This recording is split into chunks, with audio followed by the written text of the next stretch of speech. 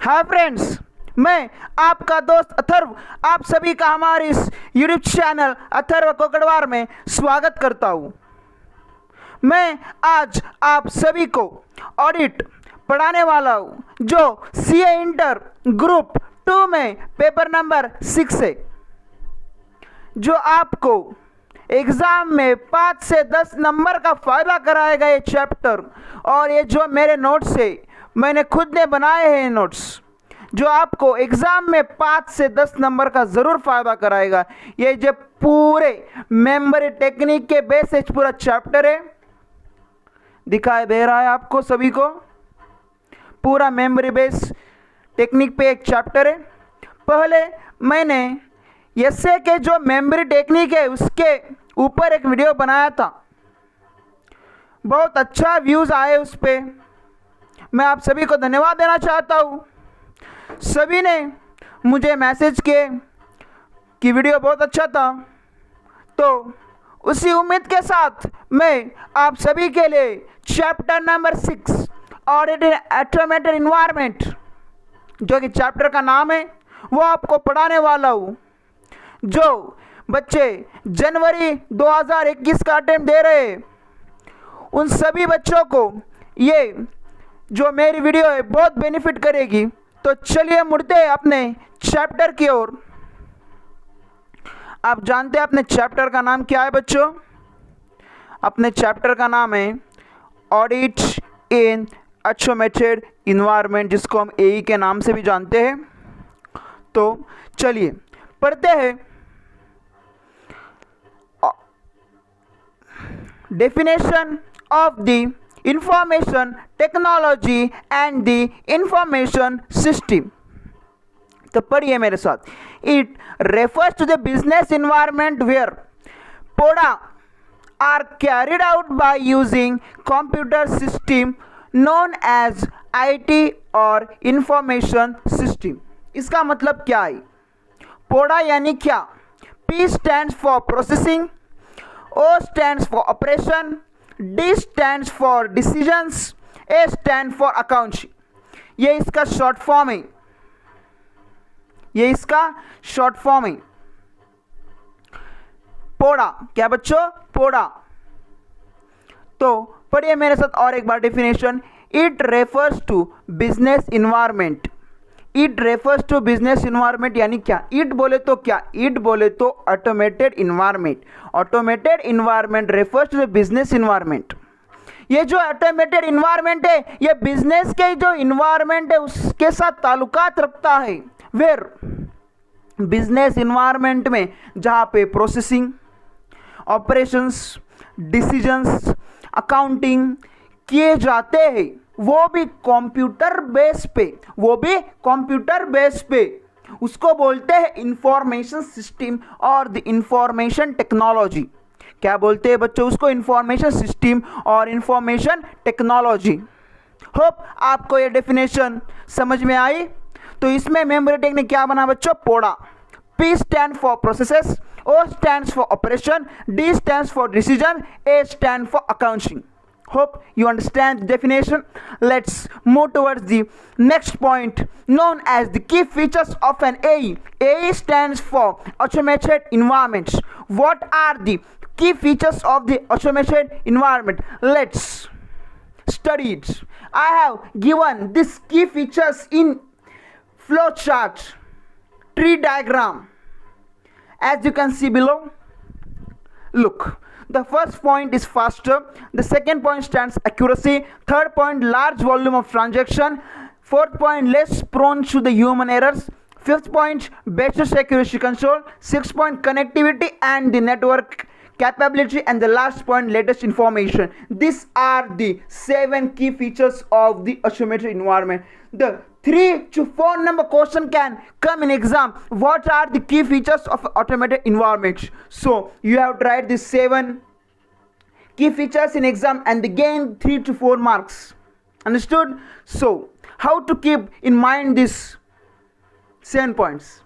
So I have divided this diagram into 3 parts. The first we are consist of 3 points, second consist of 2 points, and the last consist of 2 points. Hold this diagram becomes of the 7 points. So first, fast. What fast? Enables the faster business operations in the automated environment. In the automated environment, all the business processes are the faster. Because why these are faster? Because automated environment is included in it.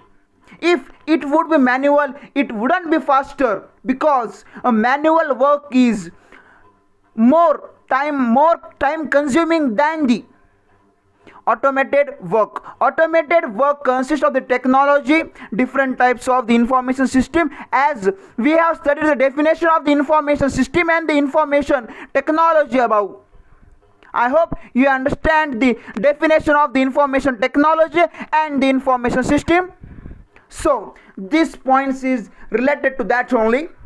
In the automated environment, all the business processes are faster as compared to the manual, because in the business process automated environment is present. So this makes the business process faster and faster and faster. And second point stands for accuracy, because as the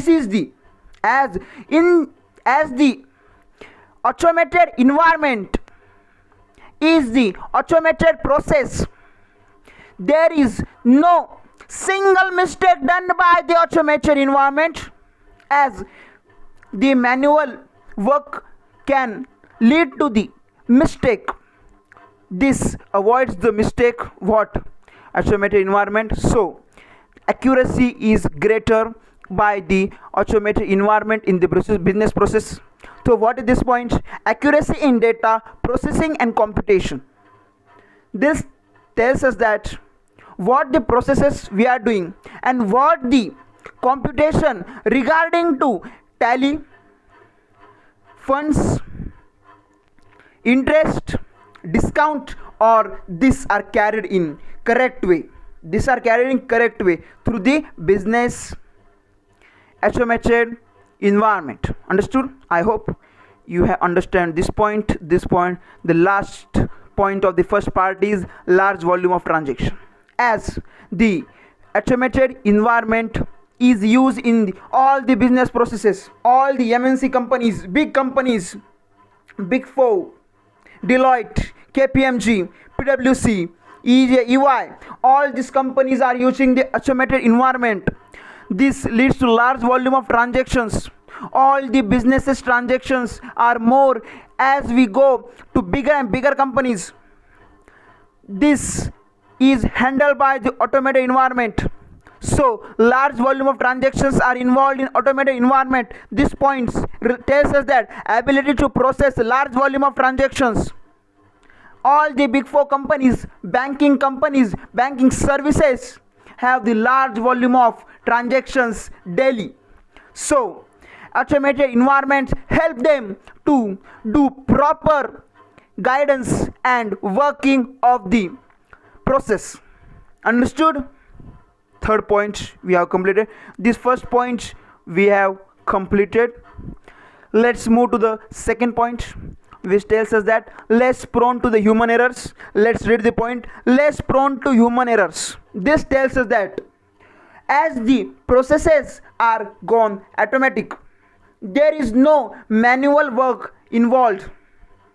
If there would be manual work involved, then the human employees or the workers would be involved in the manual process. This will lead to the errors, which we can call by the human errors.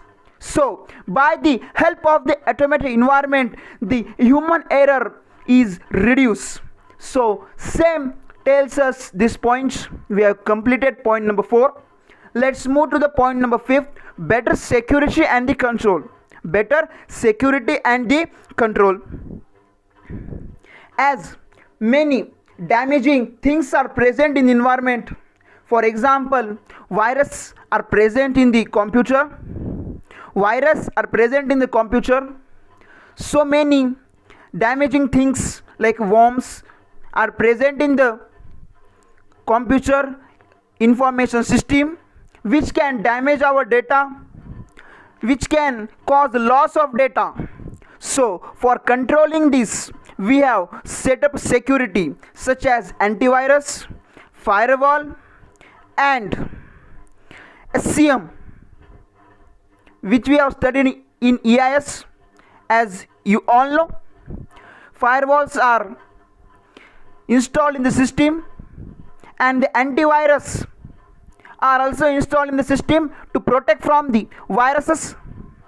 So we have completed point number 5. With this we have completed point number 2. Let's move to the point number 3,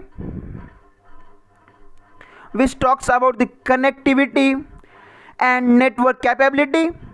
Connectivity and the network capability. Network present in the environment are LAN, WAN. Yes, these two networks are present most in the environment.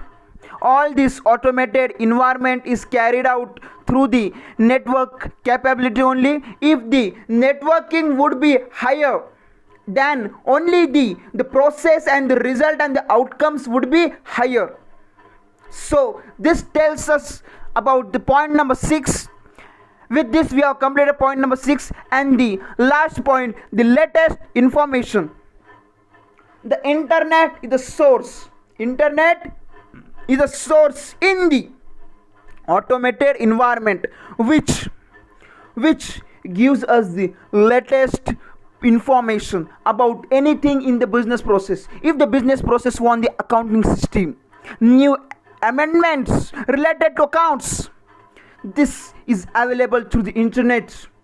So automated environment provides the internet facilities by which the business process can get the latest information. With this we have completed point number 7, and the last points have been over. Guys, we have completed the 2 points. First we have studied the definition. Second, we have studied the key features of an automated environment. Let's move to the third point, which talks about the relevance of the IT in an audit. What is the relevance of IT in an audit? Information technology का use IT में क्यों है, ये पढ़ेंगे हम point number 3 के अंदर बच्चों. तो चलिए मुड़ते हैं पॉइंट नंबर 3 की ओर. उसके पहले मैं आपको मेमोरी टेक्निक बताना चाहता हूं. मैंने आपको बोला था चैप्टर शुरू होने के पहले इस चैप्टर में बहुत आपको मेमोरी टेक्निक पढ़ने को मिलेगी मुझसे.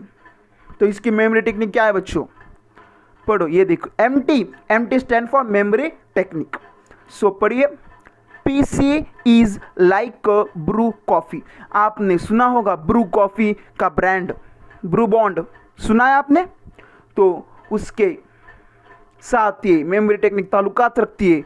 तो पढ़िए, PC is like Bru bond coffee. Bond का कुछ मीनिंग नहीं है. PC is like Bru coffee. इसके अंदर हाईलाइट देने के लिए सिर्फ 5 लेटर्स है, वो आपको मैं हाईलाइट करके देना चाहता हूँ.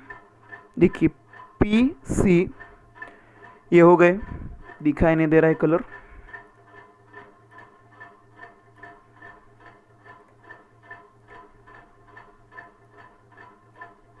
P C Bru.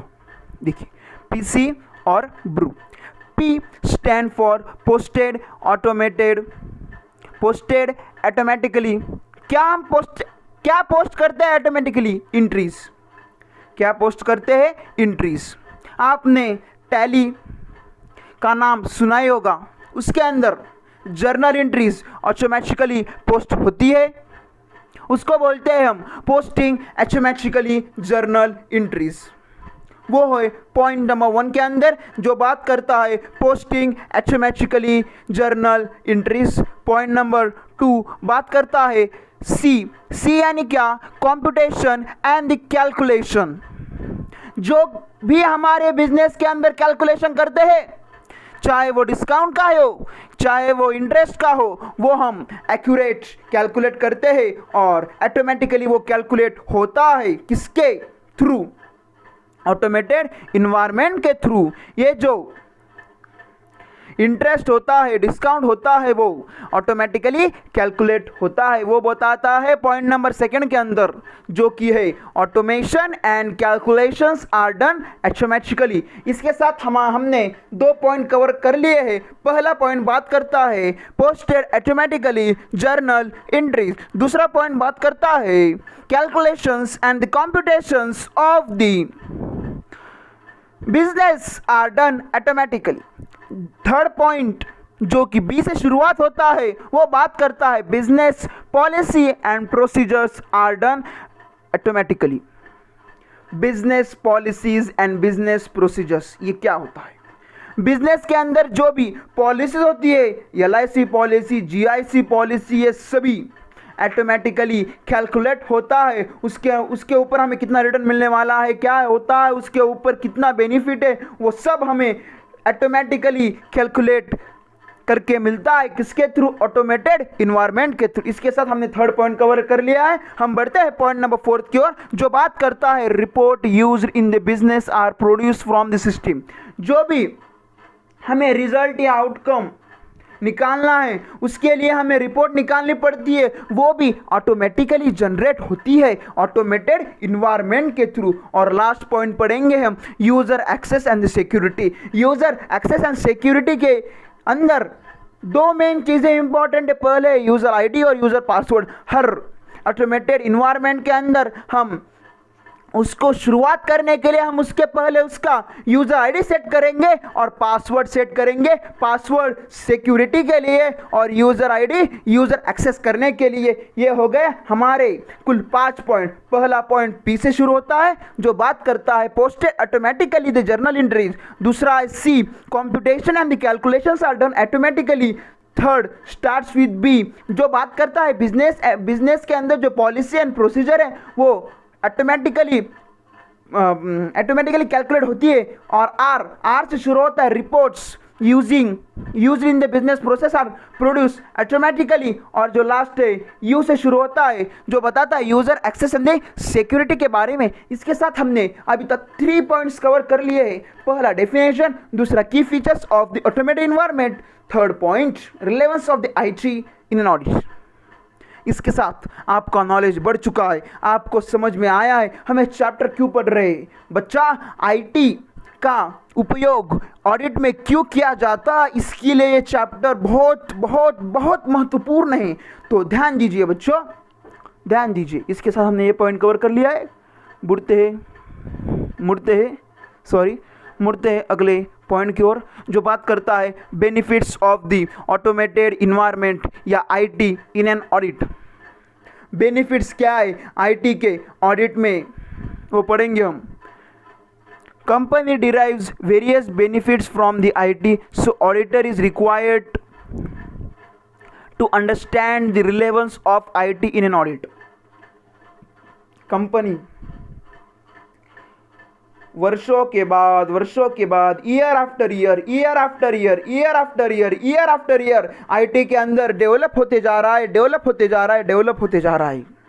जैसे वो डेवलप होते जा रहा है, ऑडिटर यानी जो CA है उनको भी उस नॉलेज को एक्वायर करने के लिए, समझने के लिए उनको भी वो नॉलेज गेन करना पड़ता है, उनको भी उस लेवल का बनना पड़ता है। फिर ही वो उस ऑटोमेटेड इन्वायरमेंट का ऑडिट कर सकते हैं बच्चा। ये बताता है हमारा बेनिफिट नंबर 1, जो बात करता है company derives various benefits from the IT, so auditor is required to understand the relevance of IT in an audit. Company को बहुत बेनिफिट होता है IT से। ऑडिटर यानी जो CA है उनको मालूम होना चाहिए कि भाई कंपनी को क्या बेनिफिट हो रहा है, कितना बेनिफिट हो रहा है, कैसे हो रहा है, उसके अंदर रिस्क क्या है, वो मालूम होना चाहिए ऑडिटर को। इसलिए उसको वो अंडरस्टैंड करना चाहिए बच्चा, अंडरस्टैंड करना चाहिए। इसके साथ हमारा पॉइंट नंबर 1 खत्म होता है। पॉइंट नंबर 2 बात करता है IT system makes business operations automatic which increases the risk, so auditor needs to assess the risk, understand it and respond towards it. बच्चा जैसे कि हम बात करते हैं IT एक ऑटोमेटिक है।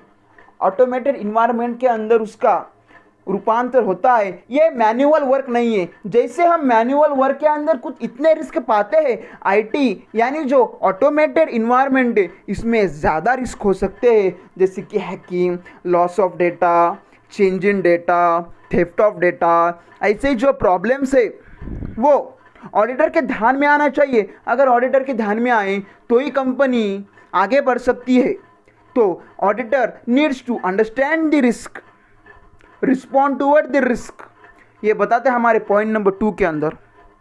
हमारा पॉइंट नंबर 2 खत्म हो चुका है। लास्ट पॉइंट जो बात करता है, while doing audit primary focus is that to find risk related to financial reporting, जिसका शॉर्ट फॉर्म है FR. While doing audit, primary focus is that to find risk related to financial reporting, जो कि financial reporting के अंदर जो भी accounting की जो प्रोसेस पॉलिसी फॉलो की जाती है उसके अंदर कोई रिस्क नहीं है। क्या रिस्क है, वो प्राइमरी टास्क बन जाता है ऑडिटर का while doing the audit of the IT। समझ में आया बच्चों? ये होगा हमारा पॉइंट नंबर 3। इसके साथ हमने बेनिफिट्स का पॉइंट नंबर 4 भी खत्म कर लिया है। हम बढ़ेंगे पॉइंट नंबर 5 की ओर, जो बात करता है सिचुएशन के बारे में। ये देखिए सिचुएशन के बारे में,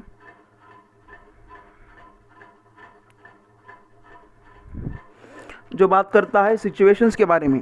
situations in which IT will be relevant to an audit. कौन सी सिचुएशन में आईटी ऑडिट के साथ कंपेयर की जाती है, काम कर सकता है, वो बताया है पॉइंट नंबर 5 के अंदर। पढ़ती है सिचुएशन, पढ़िए पॉइंट नंबर 1, जो कि बात करता है लार्ज वॉल्यूम ऑफ ट्रांजैक्शंस, जैसे कि ट्रेन, आईआरसीटीसी, जो कि रेलवेज की कंपनी है, पब्लिक कंपनी। बैंकिंग सर्विसेज, इसके अंदर लाखों हजारों ट्रांजैक्शन होती है डेली बेसिस पे all over India. Large volume of transactions are involved. Point number 1 over.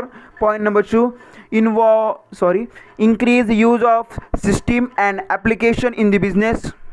जैसे जैसे बच्चों, जैसे जैसे हम आगे बढ़ते जा रहे हैं, आईटी का डेवलपमेंट, आईटी का यूज़ हमारे बिजनेस के अंदर बढ़ता जा रहा है, बढ़ता जा रहा है। इसके साथ हमारे जो ट्रांजैक्शंस होते हैं वो और भी कॉम्प्लेक्स होते जा रहे, कॉम्प्लेक्स होते जा रहे कंपेयर टू प्रीवियस ट्रांजैक्शंस। ये देखिए,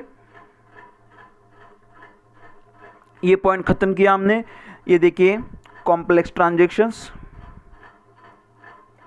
उसके बाद में पढ़ेंगे hi-tech nature of the business. जो भी नेचर ऑफ द बिजनेस है, बिजनेस का जो भी नेचर है वो हाईटेक हो रहा। हाईटेक का मतलब क्या? High number of technology, high technology का यूज हो रहा है हमारे बिजनेस के अंदर। इसका एग्जाम्पल है टेलीकम्युनिकेशन, ई कॉमर्स। पहले ज़माने में ई कॉमर्स नहीं था बच्चों, हर व्यक्ति दुकान में जाता था, वस्तु खरीदता था। अब लोग घर में बैठते ही मोबाइल पे गुड्स ऑर्डर कर रहे, कुछ भी बेच रहे, कुछ भी मंगवा रहे। ये होता है टेक्नोलॉजी का उपयोग, hi-tech nature of the technology in the business. Telecommunication पहले 2G था, बाद में 3G आया, बाद में 4G आया, अब जियो लॉन्च करने जा रहा है 5G को। इसको बोलते हैं हाईटेक टेक्नोलॉजी, हाईटेक टेक्नोलॉजी। इसके साथ हमने 4 पॉइंट खत्म कर लिए हैं। पहला point large volume of transaction, example IRCTC banking services. Point number 2, increase use of the system and the application in the business, in the business. समझ में आया बच्चों? इसका एग्जांपल हम बता सकते हैं ईआरपी। पॉइंट नंबर 3 जो बात करता है कॉम्प्लेक्स ट्रांजैक्शंस। मैंने आपको बताया था जैसे जैसे year after year automated environment IT develop होते जा रहा है, उसके साथ जो ट्रांजैक्शंस है compare to the previous one are getting more complex and complex. Point number 4 जो बात करता है hi-tech nature of the business. इसके एग्जाम्पल्स क्या है बच्चों? इसके एग्जाम्पल्स है टेलीकॉम, ई कॉमर्स। ये दो महत्वपूर्ण एग्जाम्पल्स ध्यान में रखिए, एग्जाम में पूछ सकते। What are the examples of the automated environment, या एमसीक्यू में 1 मार्क या 2 मार्क के लिए क्वेश्चन पढ़ सकता है। इस बार नवंबर 2020 में एक क्वेश्चन आया था बच्चों एग्जाम्पल्स पर। आप ज़्यादा से ज़्यादा एग्जाम्पल्स पे ध्यान दीजिए। तो पढ़ते हैं पॉइंट नंबर 5, कंपनी पॉलिसी। बच्चों क्या? Company policy. कंपनी को बहुत सारे पॉलिसीज़ कंप्लाई करने पड़ते हैं, जैसे government policies, GST, income tax policies. ये पॉलिसीज़ कंपनी को कंप्लाई करने पड़ते हैं अपने कंपनी के अंदर। इसी के साथ हमने पॉइंट नंबर 5 खत्म कर लिया है। पॉइंट नंबर 6 बात करता है रेगुलेटरी रिक्वायरमेंट। क्या बच्चों? Regulatory requirement. हर कंपनी को आईटी एक्ट 2008 और कंपनीज एक्ट 2013 फॉलो करना पड़ता है। इसको बोलते हैं रेगुलेटरी रिक्वायरमेंट। जो भी रेगुलेशंस सेट किए हैं कंपनीज एक्ट 2013 के अंदर और आईटी एक्ट जो नया है अमेंडमेंट के साथ आया है 2008 के अंदर, ये कंप्लाई करने पड़ते हैं। इसकी जो रिक्वायरमेंट है वो फुलफिल करनी पड़ती है। ये होगा पॉइंट नंबर 6। बढ़ते हैं आगे। स्टैंडर्ड्स। हर कंपनी को स्टैंडर्ड्स सेट करने पड़ते हैं, जैसे जिसको हम एग्जांपल दे सकते हैं ISO SA 315 जो बात करता है इंटरनल कंट्रोल के बारे में, और SOC ISAE। इसके कुल 4 से 5 एग्जाम्पल है। मैंने बताया था ISO, SA 315, SIO और SOC और लास्ट ISAE। ये कुछ एग्जाम्पल्स है स्टैंडर्ड्स के बारे में। आप एग्जाम में कुछ 2 एग्जाम्पल याद कर सकते हैं। कौन से? ISO और SA 315 जो बात करता है इंटरनल कंट्रोल के बारे में। इसके साथ हमने पॉइंट नंबर 7 खत्म कर लिया है। आपको स्टैंडर्ड ऑन ऑडिटिंग का पूरा सारांश चाहिए नाम और नंबर के साथ। इसके लिए मैंने एक वीडियो बनाई है जिसका लिंक मैं डिस्क्रिप्शन में शेयर करूंगा। आप उस वीडियो का आनंद ले सकते हैं और उस मेमोरी टेक्निक को याद करने की कोशिश कीजिए। बहुत आसान मेमोरी टेक्निक है सभी बच्चों को ध्यान में रखने के लिए। आखिरी पॉइंट पढ़ते हैं, increase efficiency and effectiveness of the audit. जैसे जैसे आईटी का उपयोग ज़्यादा हो रहा है, उसके साथ ही ऑडिट के अंदर उसका जो यूज़ है और उसकी जो इफेक्टिवनेस है वो बढ़ती जा रही है। इसके साथ हमने पॉइंट नंबर 8 खत्म कर लिया है। इसके साथ हमारा 5th नंबर का point large volume of transaction पूरी तरह से खत्म हो चुका है। इसके साथ हम बढ़ते हैं आगे पॉइंट नंबर 6 की ओर। बच्चों जो बात करता है risk and control in the automated environment. Automated environment के अंदर क्या क्या रिस्क है, क्या क्या कंट्रोल है, ये बात करता है पॉइंट नंबर 6 के अंदर। बच्चों पॉइंट नंबर 6 के अंदर इसके लिए मैंने एक बहुत खास मेमोरी टेक्निक बनाई है। पढ़िए मेरे साथ memory technique. I am VIP आलोक। बच्चों I am VIP Alok. I am VIP आलोक। ये किसके अंदर पॉइंट है? Obtain understanding of the companies automated environment. Company के ऑटोमेटेड इन्वायरमेंट के अंदर हमें अंडरस्टैंड करना चाहिए क्या रिस्क क्या कंट्रोल लगाए हैं। इसके लिए मैंने मेमोरी टेक्निक बनाई है जो बात करती है किसके बारे में? आई एम VIP आलोक। इसके नाम के साथ मैं आपको एग्जाम्पल्स भी बताऊंगा, तो ध्यान दीजिए। आई जो बात करता है इन हाउस वर्सेस पैकेज। क्या बच्चों? इन हाउस वर्सेस पैकेज, जो कि एग्जाम्पल है Insta, FB, Facebook, WhatsApp, Twitter, tally, जो कि इन हाउस वर्सेस पैकेज के एग्जाम्पल माने जाते हैं। बच्चों इन हाउस वर्सेस पैकेज के एग्जाम्पल माने जाते।